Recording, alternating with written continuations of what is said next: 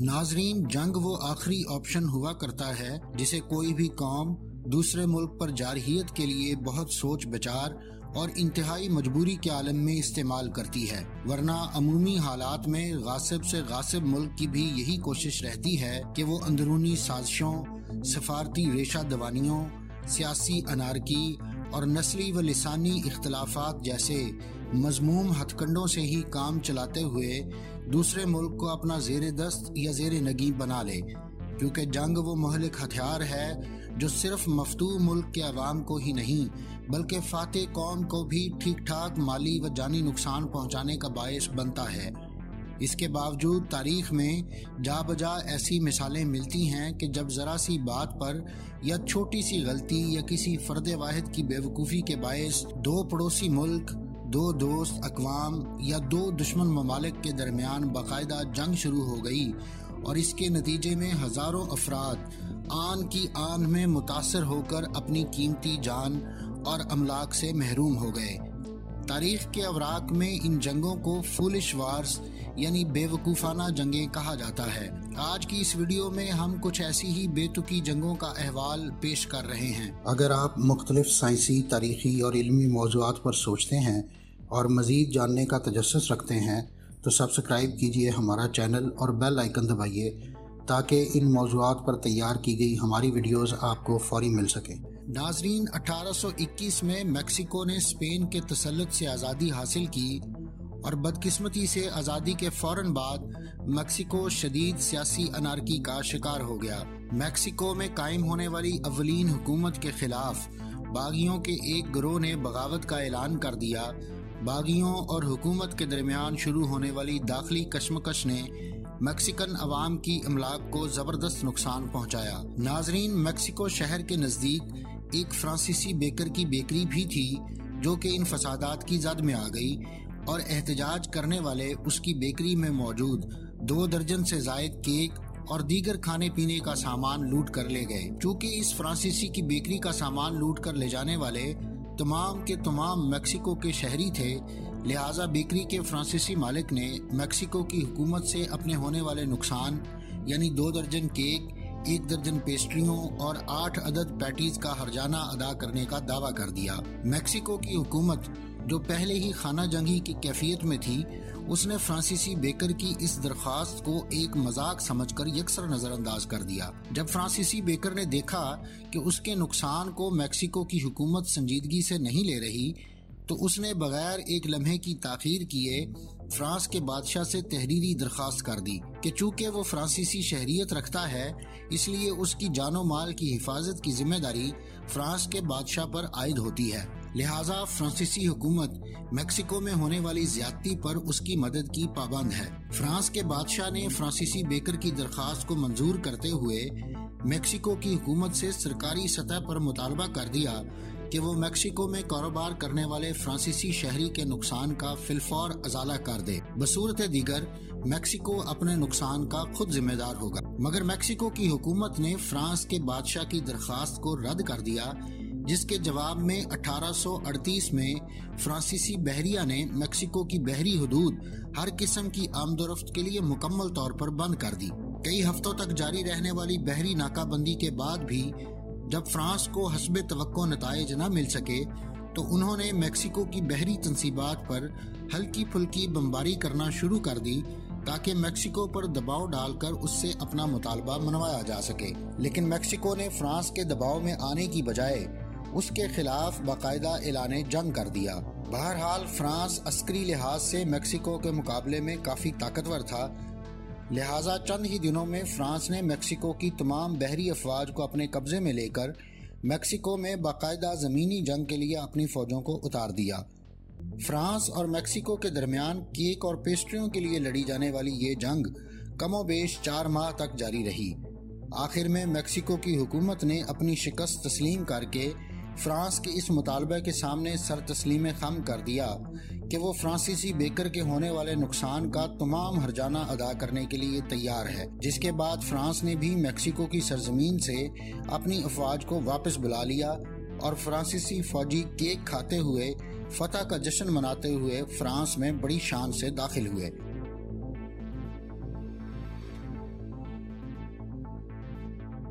नाज़रीन, हम इब्तिदा में ही वजाहत किए देते हैं कि ये कुर्सी पर होने वाली वो मुहावराती जंग नहीं जिसका तज़किरा अक्सर व बेशतर हमारी मुल्की सियासत में सुनने को मिलता रहता है, बल्कि ये असली कुर्सी पर होने वाली बिल्कुल असली जंग का सच्चा जिक्र है। किस्सा कुछ यूँ है कि अशांति मुमलिकत, जो आजकल अफ्रीकी मुल्क घाना का एक हिस्सा है, ये कभी बरतानवी राज की एक तुफैली रियासत हुआ करती थी। अशांति मुमलिकत में ताकत की अलामत एक सुनहरी कुर्सी थी, जिसके बारे में अशांति अवाम का मानना था कि ये कुर्सी आसमानों से अशांति के पहले बादशाह और मलका के लिए ज़मीन पर उतारी गई थी और इस सुनहरी कुर्सी में अशांति कौम की रूह बसती है। ये सुनहरी कुर्सी खालिस सोने से बनी हुई थी, जिसकी ऊंचाई 18 इंच और लंबाई 24 इंच थी। इस सुनहरी कुर्सी पर किसी को बैठने की इजाज़त नहीं थी, क्योंकि इसे अशांति तहजीब की ख़ास अलामत समझा जाता था। सुनहरी कुर्सी की ये शोहरत बरतानवी गवर्नर फ्रेडरिक हॉडसन तक पहुंची तो उन्हें इस कुर्सी पर बैठने का शौक चढ़ाया। चूँकि उन दिनों मुमलिकत अशांति बरतानिया के ज़ेर तसल्लुत हुआ करती थी, लिहाजा बरतानवी गवर्नर ने मुमलिकत अशांति के बादशाह प्रेमिफ से मुतालबा कर दिया कि वो बतौर गवर्नर इस कुर्सी पर बैठना चाहते हैं। सुनहरी कुर्सी पर बैठने वाली बात मुमलिकत अशांति के बादशाह और अवाम को इतनी बुरी लगी कि उन्होंने बरतानवी राज के खिलाफ ऐलान जंग कर दिया और मार्च 1900 में बरतानवी अफवाज और मुमलिकत अशांति के अवाम के दरमियान शुरू होने वाली जंग पूरे 6 महीने तक जारी रही। सिर्फ एक कुर्सी पर बैठने के लिए होने वाली इस जंग में 2000 अशांति के मासूम अवाम और 1000 से जायद बरतानवी फौजी मारे गए। आखिरकार बरतानवी अफवाज ने अशांति के बादशाह और सुनहरी कुर्सी के निगहबान को हिरासत में लेकर सुनहरी कुर्सी को भी अपने कब्जे में ले लिया। कहा जाता है कि बरतानवी गवर्नर फ्रेडरिक हॉडसन ने इस सुनहरी कुर्सी पर एक बार बैठने के बाद इसे किसी खुफिया जगह छुपा दिया था और मरते दम तक ये राज बरतानवी हुकूमत पर भी अफशा न किया, क्योंकि उसे डर था कि अगर ये सुनहरी कुर्सी बरतानवी हुकूमत के हाथ लग गई तो हो सकता है कि वो इसे अशांति अवाम का दिल जीतने के लिए दोबारा मुमलिकत अशांति के हवाले कर दें। बहरकैफ 1921 में सड़क पर काम करने वाले चंद अफ्रीकी मजदूरों को ये सुनहरी कुर्सी मिल ही गई, जो आज भी असांते रॉयल पैलेस कमाशी घाना में महफूज है।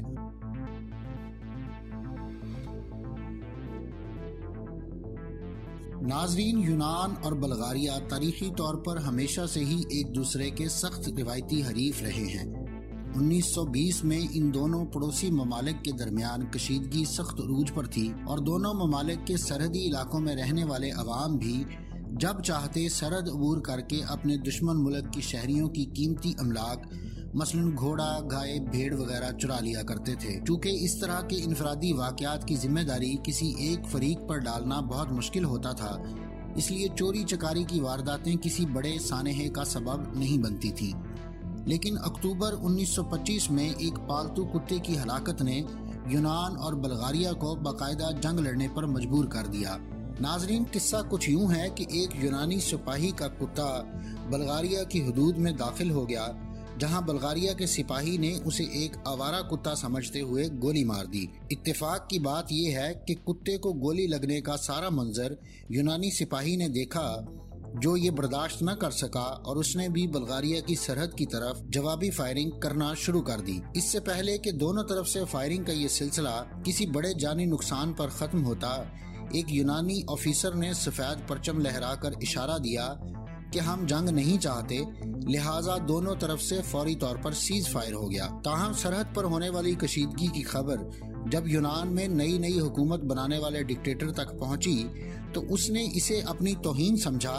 और बल्गारिया को यूनानी कुत्ते को मारने वाले सिपाही की हवालगी के लिए 48 घंटों की डेडलाइन दे दी। बल्गारिया ने 48 घंटे से पहले अपनी फौजों को यूनान की जानिब पेशकदमी करने का हुक्म दे दिया। यूनानी अफवाज बल्गारिया की तरफ से होने वाली अचानक यलगार का मुकाबला न कर सकी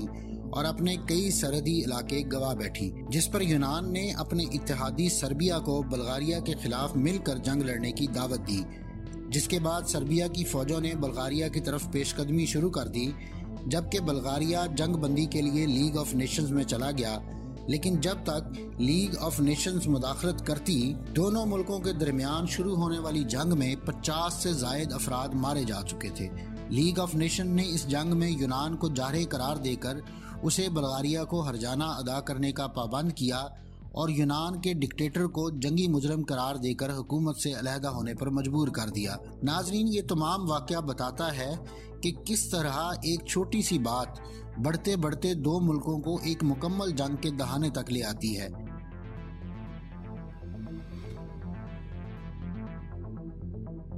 ناظرین، مشہور زمانہ فٹ بال کی جنگ 1969 میں ایل سلواڈور اور ہنڈورس کے درمیان لڑی گئی، جس میں 2000 سپاہی و شہری لقمہ اجل بنے۔ دونوں ممالک کے درمیان تعلقات پہلے ہی کشیدہ تھے کہ دونوں ٹیمیں 1970 کے فٹ بال ورلڈ کپ میں اپنی شرکت کو یقینی بنانے کے لیے سان سلواڈور میں کوالیفائنگ میچ میں ایک دوسرے کے مد مقابل آ گئیں۔ میچ سنسنی خیز رہا اور اختتام تک بغیر کسی گول کے برابر بھی۔ فیفا قوانین کے مطابق میچ کو فیصلہ کن بنانے کے لیے دونوں ٹیموں کو کھیلنے کے لیے اضافی وقت بھی دیا گیا، جس میں جلد ہی ایل سلواڈور کی ٹیم نے 2 کے مقابلے میں 3 گول کی برتری حاصل کر لی۔ جیسے جیسے میچ اپنے اختتامی لمحات کی جانب بڑھنے لگا، ویسے ویسے تماشائی ایک دوسرے پر فکرے کسنے لگے، یہاں تک کہ میچ کے دوران ہی تماشائی آپس میں جھگڑنے لگے۔ ہاتھا پائی نے جلتی پر تیل کا کام کیا اور کھیل کا میدان باقاعدہ جنگ کے میدان کا منظر پیش کرنے لگا۔ میچ کے منتظمین نے میچ نامکمل ہونے کی وجہ سے بغیر ہار جیت کے ختم کر دیا، جس پر پورے ایل سلواڈور میں غم و غصے کی لہر دوڑ گئی، کیونکہ ایل سلواڈور کے عوام کا ماننا تھا کہ آخری سکور کے مطابق وہ فاتح تھے۔ ایل سلواڈور نے ہنڈورس سے فٹ بال میچ میں شکست کا بدلہ لینے کے لیے اپنی فوج کو ہنڈورس پر حملہ کرنے کے احکامات جاری کر دیے۔ ایل سلواڈور کی فوج نے 14 جولائی کو ہنڈورس پر چڑھائی کر دی اور اپنی ایئر فورس سے زبردست قسم کی بمباری کی، جس کے جواب میں ہنڈورس نے بھی بھرپور انداز میں فضائی کارروائیاں کیں۔ دونوں ملکوں کے درمیان فٹ بال میچ کے بعد شروع ہونے والا یہ جنگی کھیل 4 روز تک جاری رہا، جس میں 2000 سے زائد معصوم جانیں ضائع ہوئیں اور 3 لاکھ سے زیادہ افراد بے گھر ہو گئے، جبکہ دونوں ممالک کو دنیا کے دیگر ممالک کی مداخلت پر جنگ بھی فٹ بال میچ کی طرح بغیر کسی کی ہار جیت کے برابر نقصان کی بنیاد پر ختم کرنا پڑی۔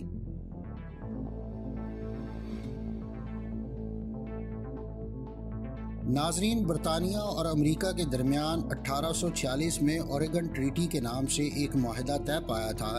جس میں سان جوان نامی جزیرہ کو مساوی طور پر دونوں ممالک کی مشترکہ ملکیت قرار دیا گیا تھا۔ معاہدے کے مطابق برطانوی اور امریکی شہری انتہائی پرامن طور پر اس جزیرے پر گزر بسر کر رہے تھے کہ 1859 میں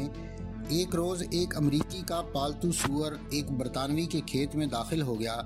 اور کاشت کی گئی آلووں کی تیار فصل سے تازہ لذیذ آلو کھانے لگا کہ اچانک کھیت کے مالک کی نظر سور پر پڑی اور اس نے سور کو شاٹ گن سے گولی مار کر ہلاک کر دیا۔ سور کے مالک نے جزیرے کے حکام سے انصاف کا مطالبہ کر دیا۔ برطانوی کسان نے سور کے مالک کو $10 بطور ہرجانہ ادا کرنے پر آمادگی ظاہر کر دی، لیکن سور کا مالک اس جرمانے پر راضی نہ ہوا اور برطانوی کسان کے خلاف قتل کا مقدمہ درج کر کے اسے حوالہ زنداں کروا دیا، جس پر جزیرے پر رہنے والے برطانوی مشتعل ہو گئے اور انہوں نے کسان کی رہائی کے ساتھ ساتھ آلوؤں کی فصل کے ہونے والے نقصان پر بھی احتجاج شروع کر دیا۔ یہ احتجاج اتنا بڑھا کہ برطانوی شہریوں نے امریکی شہریوں پر حملے کرنے شروع کر دیے، جس پر امریکیوں نے امریکن آرمی سے مدد کی درخواست کی، جس پر امریکی فوج کی 9ویں انفینٹری بٹالین جزیرے پر بھیج دی گئی، جس کے جواب میں ظاہر ہے برطانیہ نے بھی اپنی افواج جزیرے پر اتار دی اور یوں دونوں ملکوں کے درمیان جنگی جھڑپیں ہونے لگیں جو تقریباً 1 ماہ تک جاری رہیں، جس میں جزیرے پر زبردست جانی و مالی نقصان ہوا۔ آخرکار 1 ماہ تک ایک دوسرے کے خلاف نبرد آزما ہونے کے بعد ایڈمرل رابرٹ نے اپنے اعلیٰ حکام کو احساس دلایا کہ 2 عظیم ملکوں کی فوجیں کس حد تک عقل و شعور سے عاری ہو چکی ہیں کہ چند آلوؤں کے لیے باقاعدہ جنگ کر رہی ہیں، جس کے بعد دونوں ممالک کے مابین جنگ بندی پر اتفاق ہو گیا، لیکن اس وقت تک جزیرے میں بہت زیادہ جانی و مالی نقصان ہو چکا تھا۔ ناظرین، یہ تھی آج کی ویڈیو۔ اگلی ویڈیو تک کے لیے مجھے اجازت دیجیے۔ اللہ حافظ۔